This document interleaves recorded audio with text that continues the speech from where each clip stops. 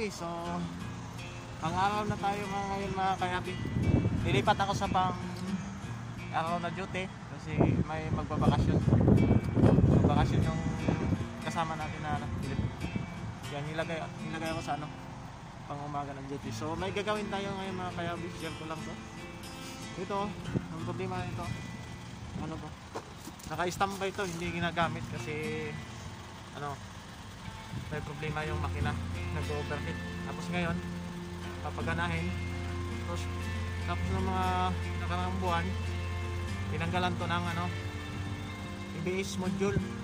So assembly yung tinanggal, tapos kinabit sa ibang unit.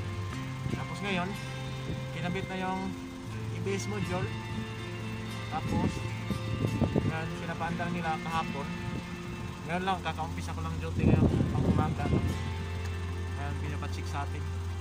So sabi nila starter, so pinalitan ko ng starter na bago, naikabit ko na. So yung starter niya gumagana naman siya, so may kunting diferensya lang kasi patalon-talon ka.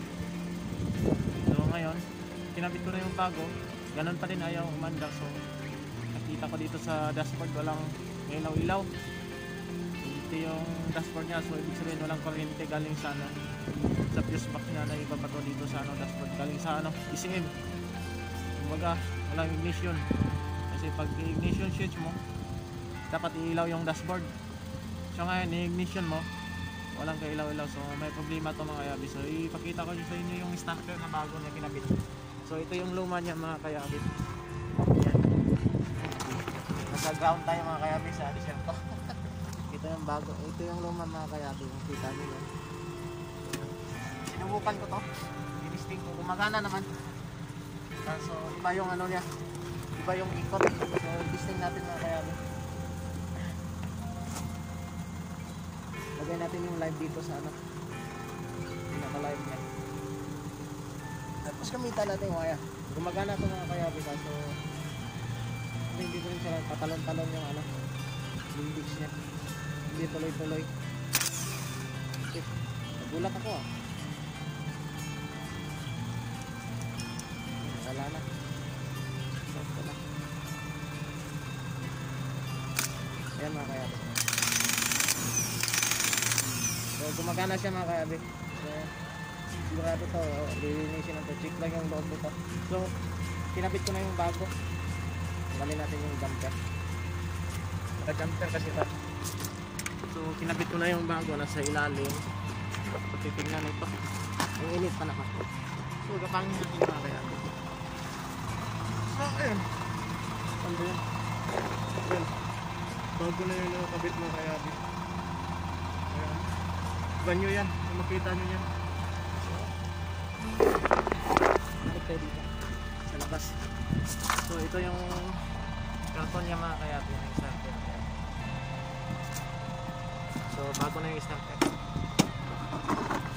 So dito tayo ngayon sa ignition. Sa ignition switch niya. I-jumper ko muna mga kayabi kasi lupat, mahina yung baterya niya.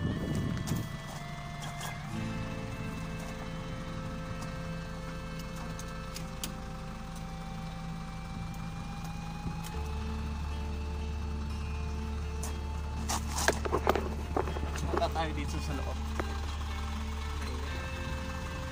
So tiningnan ko na yung yan ito, yung fuse box niya kasi tagal to nakatambay mga kayabi, baka kinahig-kahuyan na. So naitingnan ko na yan lahat. Ito yung pinaka fuse box niya, yung to tawag dito, yung diagram niya ba to o yung mga pangalan lang na kung saan nagay yung fuse na pinagapitan ng mga accessories. So tinignan ko na yan, ayos yan. So tingnan ko mga kayabi.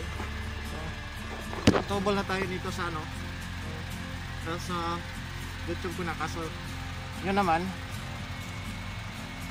pag switch on mo meron siyang lumalapas, kaso nawawala. So ngayon ito wala talagang laman. So chinik ko na yung yan, yung pinaka relay nya yan, yung fuse box relay nya, dalawa yan. Dito yung pinaka sa ECM, tapos dito sa kabila, ayan, yan sa kabila dyan, yan yung may fuse dyan sa ignition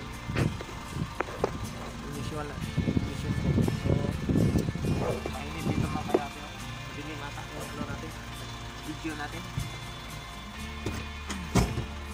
Lagyan natin dyan. So yan mga kayabe, ito yung switch niya. So nakajump na yung battery natin mga kayabe. So dapat iilaw na ito, kaso hindi mo ilaw. So ikutin natin yung ignition switch. Yan, yan, nakalock yan. Ano yan, naka neutral. So accessories yan mga kayabe. So dapat iilaw yan dyan. Yan, dapat iilaw yan dyan, dashboard na yan pag naka accessories. So pag i-start ko, kahit lalo na pag i-start walang kailaw-ilaw, so subukan natin. Ikutin ko yan mga kayabe.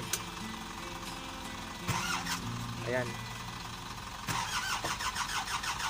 so nagka-cranking siya mga kayabe, kaso ayaw umanda. Nandito yung kasama ko, ayan o, nagdala ng kape. Doon, mga kape na ta? Mga pisa na mga kayabe. Ang pagkakape, hindi ang trabaho. So magkapisa daw yung mga kayabe. So mamaya continue natin. So mga kayabe, tapos na kami magkape. So naputol kasi tinawag ako ng kasama ko, kasi ano, kape lang. So ngayon continue natin yung gawa natin kasi nakaredondo natin. So ngayon, so nakita nyo yung vlog ko nung nakaraan sa highway yun, na nirescue ko. Hindi ako tayo pinalitan dito yung pinaka-condition. Yan yung subukan natin balik. Titingnan natin. So bubuksan ko nung mga tayo.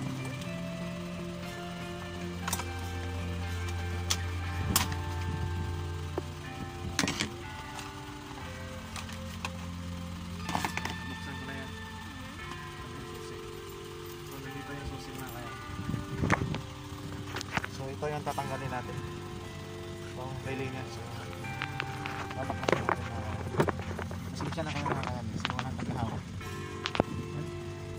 Kita ba? Kitang kita ba? So tatanggalin natin yung connector mga kayan. Ayan. Itong connector na itong puti. Mabilis ang gawa lang mga kayan. Kinuha ko doon sa kabila.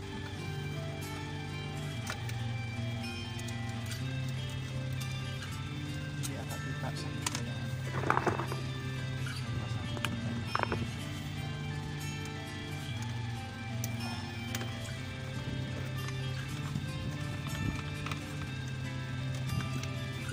Hindi nila mapanda mga kayabi. So subukan natin yung ano na, yung konting tulong natin dito, kung mapapandal ba natin. So ayan, tanggal na yan mga kayabe. So meron ako nakuha isa yung sa kapila kasi dami dito naka-standby mga kayabe. So susubukan natin to. Ito yung isa dito nakakabit. So ito yung kinuha natin doon sa kabila. So susubukan natin to. Ayan. So susubukan natin ikabit mga kayabe. Parehas na yan mga kayabi, 6 na pin yan sa loob, 6 na pin yan. Kung makita nyo dyan sa loob, 6 na pin. Kasi itong isa din yan, 6 na pin yan.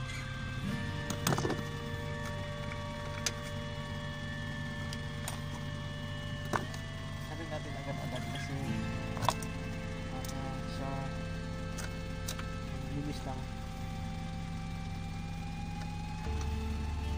Tingnan natin kung hilaw ba yung ano. Pwede naman subukan yun.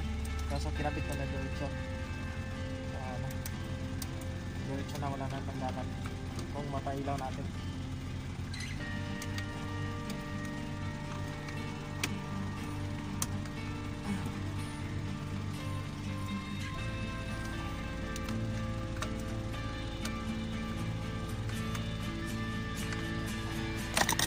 Ikabit natin yung connector mga kayabi. So may susi tayo. Ayan, natin yung susi, i-switch natin. So mga kayabi, napailaw natin. Ayan, so Kung nakita nyo yan, umilaw na yan mga kayabi, kanina wala yan. Diba? So, nakuha natin yung problema mga kaya. Ayan, may check engine. Lahat yan umilaw. Kanina wala yan. Diba? So, i-off natin. Kitang kita. Ayan, wala yan. Tumigas pa.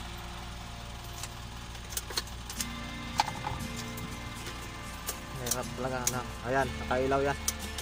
Ayan. Siniswitch ko yan. Ayan. So, nakailaw na yan mga kayabi.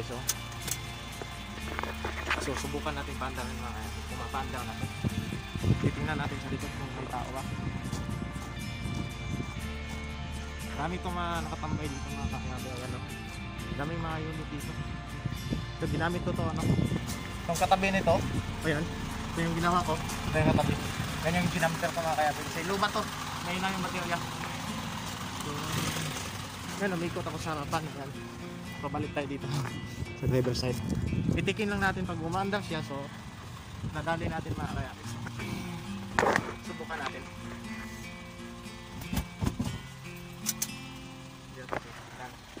So, papandarin natin mga kayabi. So, gumagana mga kayabi. So, yun lang naging problema mga kayabi. Hindi ginagawa. So, hindi ko pa tumaakon na nagagawa. Yan lang, share ko lang yan. Nakuha natin. So, ikabit ko lang yung mga cover dyan mga kayabi. Tapos, ano, buuhin ko na lang. Tapos, dalhin na yun doon. Kasi, tatanggalin yung makina nito. Napalitan ng, ano, iba. Kasi hindi na yung kabit. Kasi ilagay na ito sa dispose ng makina. So, hanggat dyan na mga kayabis, yan ko na yung gawa ko. Nakuha natin. Napailaw natin yung dashboard. So, kailangan lang talaga yung tsaga sa pag-check. Gabay-bayin yung mga linya. So, hanggat dyan na mga kayabis, share ko lang. Don't forget to like and subscribe para update sa mga video na. So, maraming salamat.